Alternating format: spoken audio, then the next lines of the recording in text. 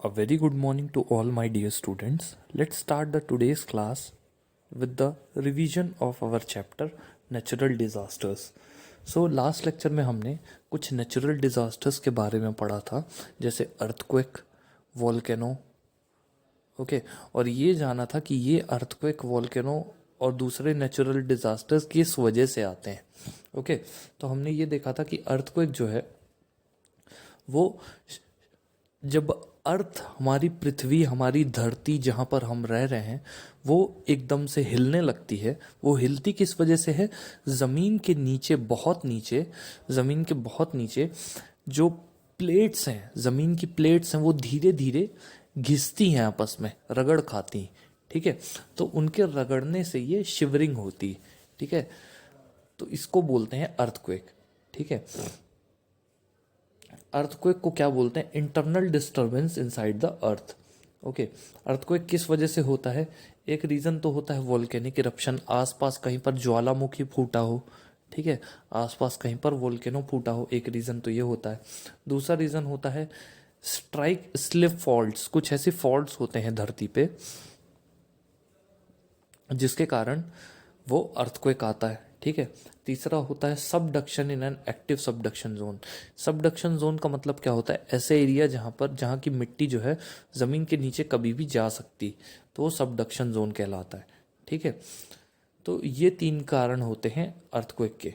दूसरा है वोल्केनो, ठीक है। वोल्केनो क्या होता है? वोल्केनो होता है अर्थ से, धरती के अंदर से पिघला हुआ lava, rock fragments, ashes, dust और गैसेस निकले, तो इसको बोलते हैं वोल्केनो। ये मैंने आपको बताया था कि अर्थ के सेंटर में बहुत ज़्यादा गर्मी होती है। अर्थ के सेंटर वाले एरिया को कोर बोलते हैं। उसके ऊपर, कोर के ऊपर होता है मेंटल, और मेंटल के ऊपर होता है क्रस्ट। हम क्रस्ट पे रहते हैं, ठीक है। तो कोर पे पिघले हुए रॉक्स, मटेरियल्स, मिनरल्स, ये सारे पाए जाते हैं। तो कोर की गर्मी जब बहुत ज़्यादा बढ़ जाती है तो वो गर्मी कहीं ना कहीं से तो निकलनी पड़ती है। तो वो जहाँ से भी निकलती है तो गर्मी के साथ साथ में पिघला हुआ लावा, यानी पिघली चट्टानें, रॉक फ्रैगमेंट्स, एशेस, डस्ट और गैसेस वगैरह निकलती हैं। ये चीज़ें जब निकलती हैं तो इसको साथ में क्या बोल देते हैं? वोल्केनो, ठीक है, या ज्वालामुखी। तो वोल्केनो के इरप्ट होने के चार रीज़न होते हैं मेनली। पहला रीज़न है हाई टेम्परेचर होना अर्थ के अंदर। दूसरा है मैग्मा का क्रिएशन। तीसरा है गैसेस और वेपर का क्रिएशन। चौथा है rising of magma towards earth surface, earth की सरफेस की तरफ मैग्मा का बढ़ना नीचे से, अर्थ के सेंटर से, ठीक है। तो ये चार रीज़न है, ओके। अब वोल्केनो कितने टाइप के होते हैं हमने ये पढ़ा था, एक्टिव वोल्केनो, डोरमेंट वोल्केनो और एक्सटिंक्ट वोल्केनो। तो यहाँ पर मैं आपको दिखाता हूँ, ये जो वोल्केनो यहाँ पर बना हुआ है राइट साइड में, जिसमें आग जल रही है, वो एक्टिव वोल्केनो है, ठीक है। लेफ्ट साइड वाला डोरमेंट वोल्केनो है। तो डोरमेंट वोल्केनो में कोई आग तो नहीं जल रही, लेकिन वो कभी भी फूट सकता है। लेकिन एक्टिव वोल्केनो हमेशा फूटता रहता है, ठीक है। अब आज के लेक्चर में हम शुरुआत करते हैं सुनामी से। सुनामी क्या होता है? जब बहुत बड़े बड़े जो समुद्र होते हैं, जैसे आप यहाँ गुजरात में द्वारका साइड जाएंगे, दीव साइड जाएंगे, तो आपको समुद्र दिखेगा, इंडियन ओशन, ठीक है, अरेबियन सी और इंडियन ओशन दिखेगा। तो जब बहुत बड़े बड़े समुद्र में अंदर अर्थक्वेक आता है, ठीक है, अर्थक्वेक मतलब भूकंप आता है, तो उस भूकंप की वजह से सुनामी आ जाती, ठीक है। बहुत बड़े बड़े अर्थक्वेक जब आते हैं समुद्रों में, ओके, तो उसकी वजह से क्या आ जाती है? सुनामी। तो ड्यू टू वॉल्केनिक इरप्शन और earthquake on the sea floor, भूकंप या ज्वालामुखी के कारण सी फ्लोर पे high oceanic waves are created. बहुत ऊंची ऊंची ओशियनिक वेव्स जो हैं वो क्रिएट होती हैं, बहुत ऊंची ऊंची वेव्स क्रिएट होती हैं। They are known as tsunami. इन ऊंची वेव्स को क्या बोलते हैं? सुनामी, ठीक है। They are high and have unimaginable length. बहुत ऊंची होती हैं और इनकी लंबाई का अंदाज़ा नहीं लगाया जा सकता, ठीक है। इनकी लेंथ लगभग 700 से 1600 किलोमीटर होती है। लगभग 700 से 1600 किलोमीटर लेंथ होती है इनकी। These waves travel with a great speed and force. ये जो वेव्स हैं सुनामी की, ये बहुत स्पीड और फोर्स से गुजरती, ठीक है। By the time they reach the coast, उस समय तक, जिस समय तक ये कोस्ट पहुंच पाती हैं, दे अटेन ग्रेट हाइट्स, जैसे ही वो किनारे पर पहुंचती हैं तो बहुत हाइट से ये हमला करती हैं। हमला मतलब इन द सेंस बहुत हाइट से टकराती हैं, और power which causes a great deal of destruction, इतनी हाइट हो जाती है इनकी वेव्स में कि बहुत ज़्यादा डिस्ट्रक्शन होता है कोस्टल एरियाज में, कोस्टल रीजन्स में, ठीक है। It was witnessed on 11 March 2011। ये 11 मार्च 2011 को देखी गई थी जापान में। ये जापान की ही सुनामी का एक दृश्य यहाँ पर बना हुआ है, ठीक है। आपको दिख रहा होगा कि कितनी ऊंची ऊंची लहरें हैं, okay. Strong and वॉलिंग winds also create big and strong waves. बहुत तेज चलती जो हवाएं होती हैं वो भी बहुत स्ट्रॉन्ग वेव्स को क्रिएट करती, ठीक है, बहुत तगड़ी लहरों को क्रिएट करती। Once the storm gets over, एक बार स्टॉर्म खत्म हो जाए, these waves become tall with a high wavelength. ये वेव्स जो हैं बहुत ऊंची हो जाती हैं, हाई वेवलेंथ की हो जाती हैं, ठीक है। Which can travel great distances, जो कि बहुत ज़्यादा डिस्टेंस कवर करती हैं। Such waves cause a great deal of destruction in the coastal regions. ऐसी वेव्स बहुत ज़्यादा डिस्ट्रक्शन करती हैं कोस्टल रीजन्स में। Hence they are known as destructive waves, इसीलिए इनको क्या बोलते हैं, डिस्ट्रक्टिव वेव्स, मतलब तबाही मचाने वाली waves. At times rock falls, ice falls और अंडर वाटर लैंड स्लाइड्स और slumps can generate displacement of water to create tsunami. कभी कभी क्या होता है कि रॉक फॉल्स या आइस फॉल्स या जमीन के नीचे जो लैंडस्लाइड होती है, जिसकी वजह से सुनामी आ जाती है। कैसे, बहुत बड़ी बड़ी चट्टानें जब टूट करके गिरती हैं समुद्र में, जब पहाड़ की बहुत बड़े बड़े पहाड़ गिर जाते हैं पूरे, तो एकदम से वाटर जो है वो मूव करता है दूसरी तरफ, ठीक है, जिससे सुनामी आने के चांसेस बन जाते हैं, ठीक है। यहाँ पर आप देखिए, सुनामी की वजह से जो फ्लड आ जाती, बाढ़ आ जाती, जो पानी शहरों में घुस जाता है, तो उसका एक नज़ारा है, आपको यहाँ पर दिख रहा होगा, ओके। ये शिव भगवान, इनकी मूर्ति डूबी हुई है, ओके। ये उत्तराखंड का नज़ारा है, ओके। यहाँ पर देख सकते हैं आप कि कैसे फ्लड आई हुई है। आपने केदारनाथ मूवी देखी होगी, उस पर भी ये सीन दिखा है, okay. Scenes of destruction due to flood, flood के कारण जो डिस्ट्रक्शन हुआ उसके सीन है ये। द फ्लड क्या होती है, the flow of excess water in a river is called flood. जब वाटर बहुत ही एक्सेस हो जाए रिवर्स में, नदियों में, तो उस एक्सेस वाटर को बोलते हैं flood. Flood occurs due to two reasons, flood दो कारणों की वजह से आती है। एक, तेज बारिश जो अपर कोर्स पे हो रिवर के ऊपरी हिस्से पर जो तेज बारिश हो, जहाँ से नदी निकलती है वहाँ से तेज बारिश हो जाए, ठीक है। दूसरा रीज़न है, अगर कोई डैम बना हुआ है रिवर पे, जो डैम का काम क्या होता है, रिवर के पानी को रोक कर रखना, और अगर वो डैम टूट गया तो रिवर का पूरा पानी जो है एक बार में रिलीज होता है, जिसकी वजह से वो पानी गांव में, शहरों में घुस जाता है और बाढ़ आ जाती है, ठीक है। अगली कंडीशन है फेमाइन। फेमाइन का मतलब होता है अकाल, इसको ड्राउट भी बोलते हैं, ठीक है। फेमाइन का मतलब होता है अकाल, ठीक है। अकाल मतलब होता है सूखा पड़ना, ठीक है। जब बहुत लंबे समय तक बारिश ना हो कहीं पर, तो वहाँ पर फेमाइन आ जाता है, ठीक है। बारिश नहीं होगी तो सारे पेड़ पौधे ख़त्म हो जाएंगे, सारे सारे पेड़ पौधे ख़त्म हो जाएंगे तो खाने को कुछ नहीं रहेगा जानवरों के, जानवर भी वहाँ से चले जाएंगे, ओके। तो ऐसी कंडीशन को बोलते हैं फेमाइन। यहाँ पर आप सूखी बंजर जमीन देख सकते हैं फेमाइन की। स्कैंटी रेनफॉल, स्कैंटी का मतलब होता है कम, बहुत कम, बहुत कम रेनफॉल जहाँ पर होती है, या रेनफॉल होती ही नहीं है, तो ग्राउंड का वाटर जो है वो धीरे धीरे सूखने लगता है और फूड और वाटर की कमी आ जाती है, ठीक है। Shortage of food and water, this condition is known as famine. इस तरह की कंडीशन को क्या बोलते हैं, famine. The condition of famine occurs in case of scanty rainfall. जो फेमाइन की कंडीशन है वो स्कैंटी रेनफॉल के केस में होती, ठीक है, या फिर कोई रेनफॉल ना हो 2-3 साल तक, ठीक है। The possibility of famine is less if we plant more trees. Famine की जो पॉसिबिलिटी है, अकाल की पॉसिबिलिटी कम हो जाती है, सूखा पड़ने की प्रोबेबिलिटी कम हो जाती है अगर हम ज़्यादा से ज़्यादा पेड़ लगाएं। जिस जगह पर पेड़ नहीं होंगे वहीं पर फेमाइन आते हैं, ठीक है। अब अगली कंडीशन है साइक्लोन। साइक्लोन क्या होता है? साइक्लोन आप लोगों ने साइंस में भी पढ़ा है, ओके। तो साइक्लोन क्या होता है? जब थंडर स्टॉर्म बहुत तेजी से गोल गोल घूमने लगता है, ओके। जब हवाएं बहुत तेजी से चलने लगती है 200 से 250 किलोमीटर प्रति घंटे की रफ्तार से, उसके साथ साथ में बारिश होती है, उसके साथ साथ में बिजली भी कड़कती है, और जब ये पूरा पानी और हवा बहुत तेजी से गोल गोल घूमने लगते हैं तो इसी को बोलते हैं साइक्लोन, ठीक है। The simple meaning of cyclone is air which blows at great speed. Cyclone का सिंपल सा मतलब ये है कि हवा जो बहुत तेज स्पीड से चलती है। It can be called a storm और व्हर्लविंड। इसको स्टॉर्म या व्हर्लविंड बोलते हैं। The coastal areas of India experience cyclone every year. India के जो कोस्टल एरियाज हैं वो साइक्लोन एक्सपीरियंस करते हैं हर साल।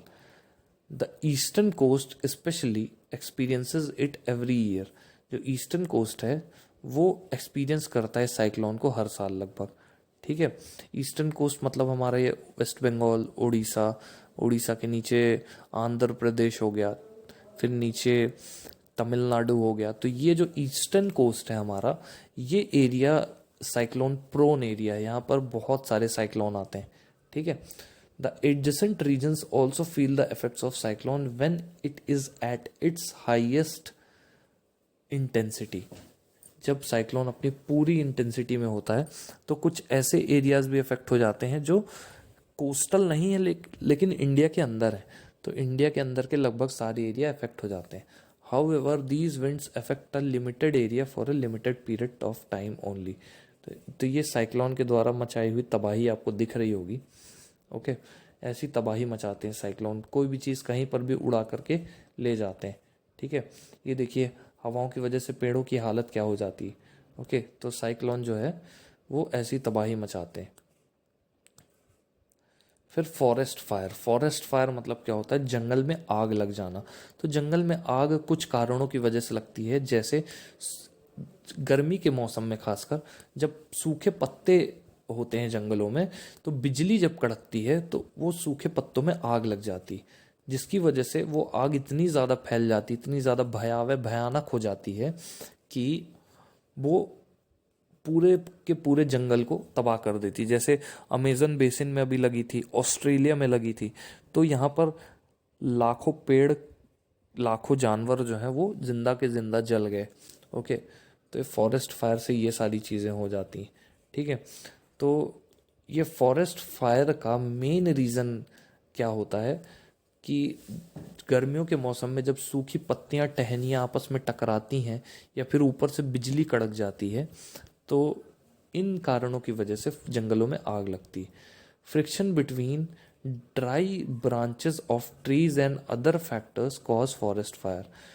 अब फॉरेस्ट फायर का कारण यहाँ पर लिखा हुआ है, जो सूखी हुई टहनियाँ और पत्तियाँ होती हैं जो आपस में रगड़ खाती हैं, उन्हीं की वजह से फॉरेस्ट फायर होता है।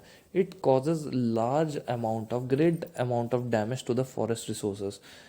इन फॉरेस्ट फायर से फॉरेस्ट रिसोर्सेज को बहुत तगड़ा नुकसान होता है, बहुत तगड़ा डैमेज होता है। ऑब्वियस सी बात है, फॉरेस्ट के जो ट्रीज हैं, एनिमल्स हैं, वो सारे के सारे मारे जाते हैं, ओके। तो लॉस तो होगा ही। अब चलिए लैंडस्लाइड की बात करते हैं। लैंडस्लाइड का मतलब होता है भूस्खलन। इसको मैं और एलेबोरेट करके बताऊं तो जब पहाड़ों में बहुत ज़्यादा बारिश होती है, बहुत ज़्यादा वर्षा होती है, तो पहाड़ों में बारिश के कारण पहाड़ जो है, जहाँ पर पेड़ वगैरह कम होते हैं, तो वो एरिया पहाड़ का धीरे धीरे ढहने लगता है, ओके, गिरने लगता है। तो वो एरिया जब एकदम से पूरा पूरा ढह जाता है तो उसको बोलते हैं लैंडस्लाइड। यहाँ पर राइट साइड आप डायग्राम में देख पा रहे होंगे कैसे लैंडस्लाइड आई हुई है। पहाड़ का एक हिस्सा पूरा का पूरा फिसल करके नीचे गिर गया है, ठीक है। तो इसी को बोलते हैं लैंडस्लाइड, ठीक है।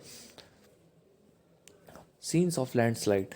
The sliding of large mass of rock material.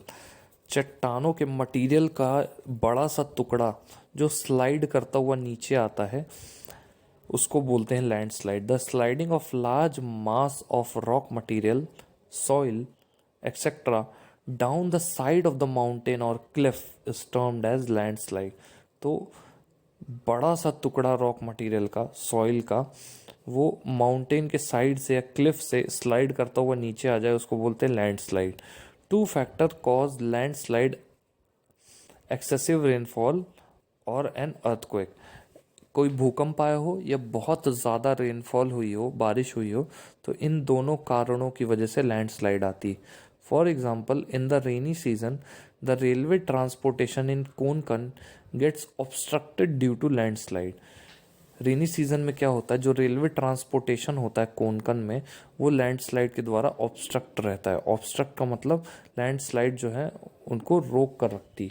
ठीक है, रेलवे ट्रांसपोर्टेशन रुक जाता है लैंडस्लाइड की वजह से, क्योंकि पूरी की पूरी मिट्टी रेल की पटरियों पे आ जाती।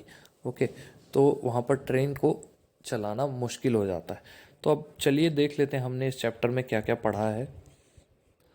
सबसे पहले हमने अर्थक्वेक पढ़ा। तो अर्थक्वेक में हमने क्या पढ़ा? The weak upper crust of earth suddenly experience tremors. जो ऊपर की कमज़ोर क्रस्ट होती है अर्थ की, जिस पर हम रहते हैं, वो कमज़ोर क्रस्ट जब झटके फील करने लगे, either due to collision of plates, या प्लेट्स के कोलिजन के कारण, और due to tremendous pressure in the interior of the earth, या प्लेट्स के कोलिजन के कारण या अर्थ के अंदर के प्रेशर के कारण, ट्रेमेंडस प्रेशर के कारण अर्थक्वेक आता है। ठीक है, वेव्स या tremors of earthquake originate from its hypocentre. देखिए हाइपोसेंटर कहाँ पर है? ये हाइपोसेंटर है लेफ्ट साइड में, आपको जो डायग्राम दिख रहा होगा, हाइपोसेंटर के जस्ट ऊपर एपिसेंटर है। तो हाइपोसेंटर से निकलने वाले जो झटके हैं, जो तरंगे हैं, वो जब बहुत तेज हो जाती हैं, वो एपिसेंटर तक जब जाती हैं, बहुत तेज हो जाती हैं, तो वो उसके कारण क्या होता है? अर्थक्वेक होता है। ठीक है,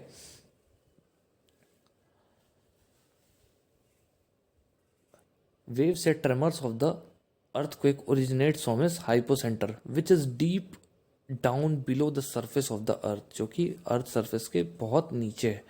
सच सडन शेकिंग और trembling is known as earthquake. इस तरह की शेकिंग या ट्रेम्बलिंग को क्या बोलते हैं? Earthquake. Earthquake waves are created from the epicentre. Earthquake की जो वेव्स हैं वो एपिसेंटर से क्रिएट होते हैं during the process of an earthquake. Earthquake की प्रोसेस के टाइम पे। Earthquake occurs due to internal disturbance in the earth. Earthquake क्यों आता है? इंटरनल डिस्टर्बेंस के कारण आता है। अर्थ पे जो इंटरनल डिस्टर्बेंस होता है उसके कारण अर्थक्वेक आता है। ठीक है, the waves of earthquake spread outwards from the epicentre. जो अर्थक्वेक की वेव्स हैं वो बाहर की तरफ स्प्रेड हो जाती हैं एपिसेंटर से। ठीक है, the point on the surface of the earth exactly above the hypocenter or focus is known as epicenter। तो अर्थ की सरफेस पर जो पॉइंट होता है, जो एपिसेंटर के जस्ट ऊपर होता है, जो हाइपोसेंटर के जस्ट ऊपर होता है, वो कहलाता है एपिसेंटर। ठीक है, the intensity of earthquake is felt maximum around the epicentre. Epicentre के आसपास अर्थक्वेक की मैक्सिमम इंटेंसिटी फील होती, इसीलिए तो सारी बिल्डिंग वगैरह गिर जाती। ठीक है, the intensity of earthquake decreases as we move away from the epicentre. जैसे जैसे हम एपिसेंटर से दूर जाते जाते हैं, अर्थक्वेक की इंटेंसिटी बढ़ती जाती है। The effects of an earthquake depend on the intensity of the earthquake. Earthquake के जो इफेक्ट्स होते हैं वो अर्थक्वेक की इंटेंसिटी पे डिपेंड करते हैं, कितना इंटेंस है। We can measure the intensity of earthquake and know its point of origin या hypocentre with the help of seismograph. हम एक सीज्मोग्राफ नाम का एक उपकरण आता है, एक इंस्ट्रूमेंट आता है सीज्मोग्राफ। सीज्मोग्राफ से हम अर्थक्वेक की इंटेंसिटी मेजर कर सकते हैं। ठीक है, there are 3 main reasons for the occurrence of an earthquake. 3 main कारण होते हैं अर्थक्वेक के अकरेंस के। पहला, earthquake caused by volcanic eruption. Earthquake जो वॉल्केनिक इरप्शन से होता है। Earthquake caused by strike slip faults. Earthquake जो स्ट्राइक स्लिप फॉल्ट्स के द्वारा होता है। तीसरा, earthquake caused by subduction in an active subduction zone. तो ये 3 कारण होते हैं अर्थक्वेक के आने के। ठीक है, अब वॉल्केनो की बात करें हम। ये मैं फिर से इसलिए रिवाइज करवा रहा हूँ आपको क्योंकि ये बहुत ज़रूरी है, ठीक है। ये पूरे टॉपिक आपको आगे भी पढ़ने पड़ेंगे, तो अभी से आप दो दो तीन तीन बार पढ़ लोगे तो अच्छा रहेगा। Volcano, volcano refers to an opening in the earth's crust. Volcano को क्या बोलते हैं? अर्थ की क्रस्ट पर ओपनिंग, फ्रॉम विच मॉल्टन लावा, पिघला हुआ lava, rock fragments, ashes, dust and gases are ejected from below the earth surface. ठीक है, तो वोल्केनो क्या होता है? Opening in the earth crust, जिसके कारण मॉल्टन लावा,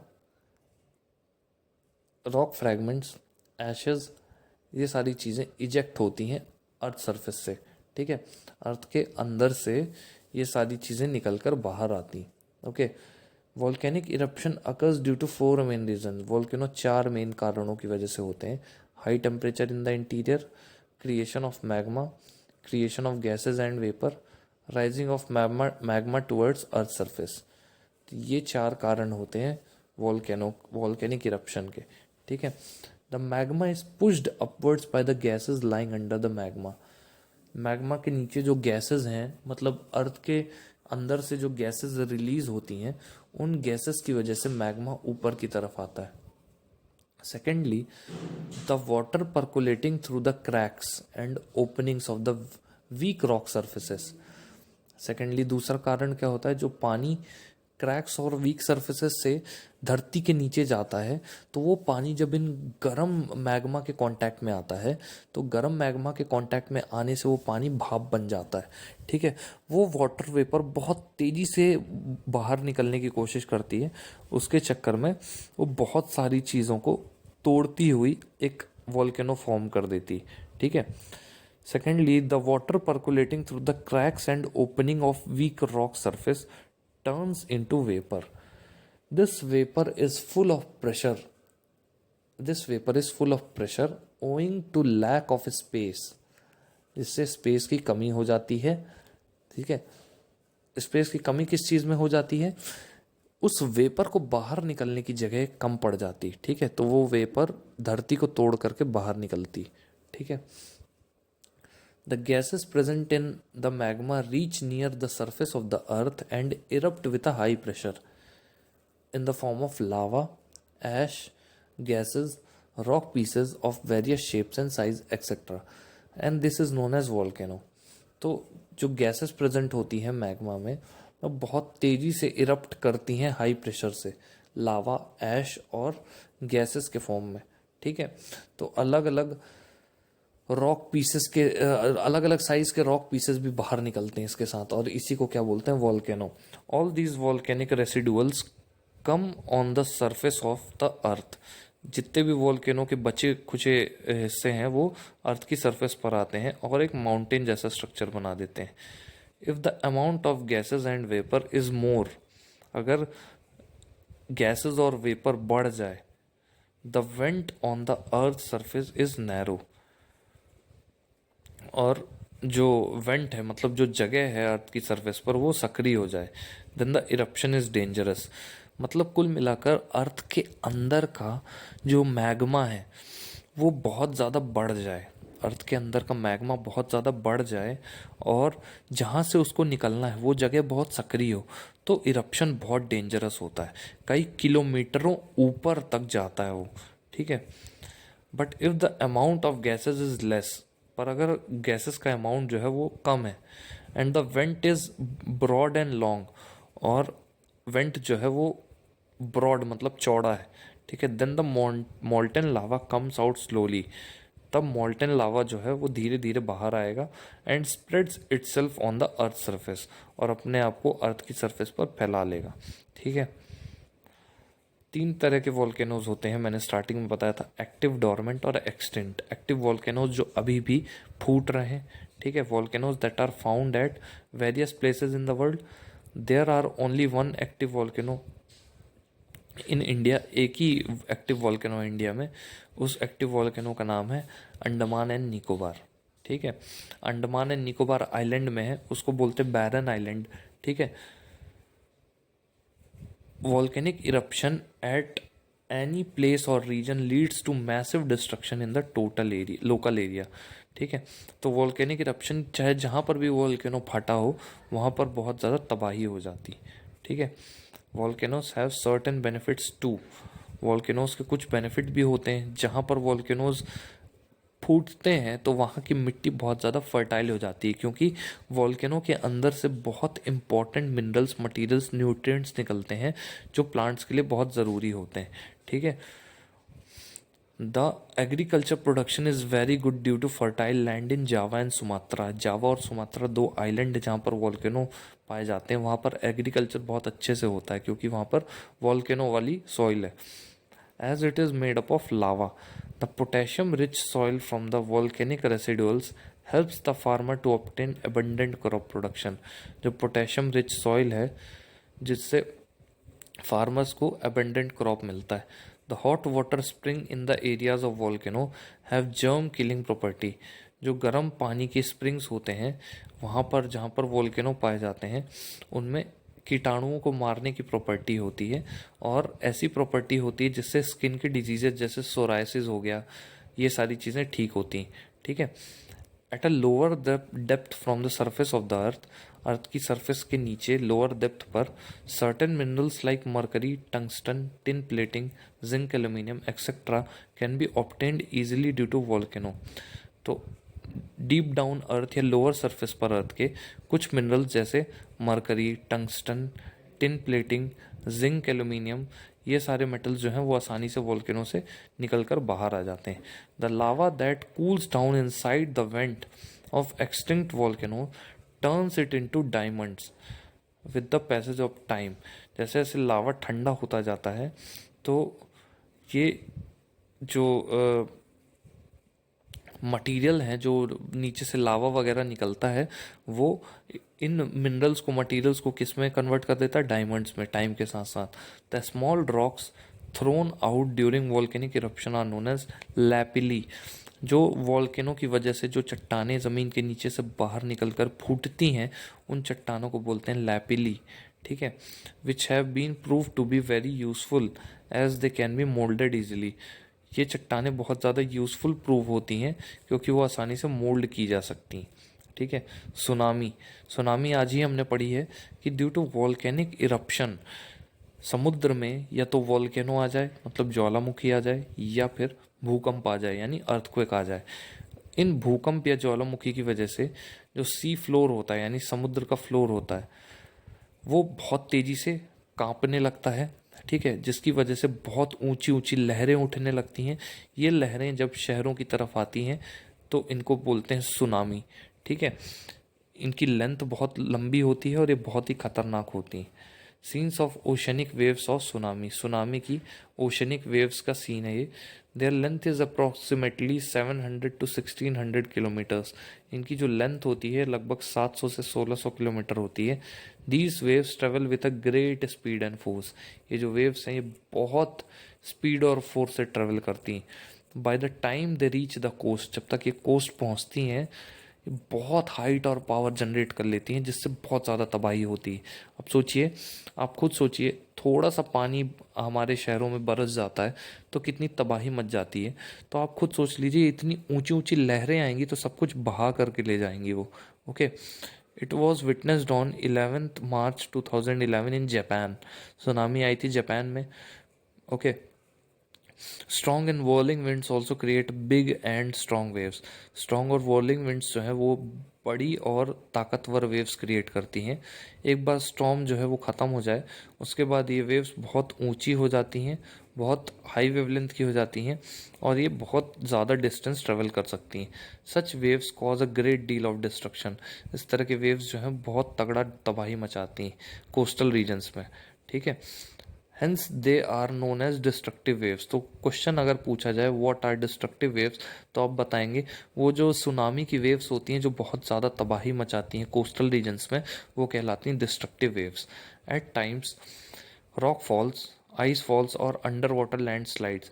कभी कभी क्या होता है बहुत बड़े बड़े पहाड़, पहाड़ के टुकड़े, बर्फ़ के टुकड़े, ये जब समुद्र में गिर जाते हैं तो इनकी वजह से भी सुनामी आ जाती है, ठीक है। तो hence they are known as destructive waves. At times rock falls, ice falls or underwater landslides or slumps can generate displacement of water to create tsunami, जिससे वाटर का डिस्प्लेसमेंट हो जाता है और सुनामी क्रिएट हो जाती है. ओके, तो ये है सुनामी के क्रिएशन का रीज़न. ओके, तो स्टूडेंट्स आई होप आप लोगों को ये चैप्टर समझ में आया होगा. जो भी डाउट आए आप लोग प्लीज़ पूछ लीजिएगा और आप लोग घर पर रिवीजन करते रहिएगा इन चैप्टर्स का. Okay, so that's all for now students. Thank you so much.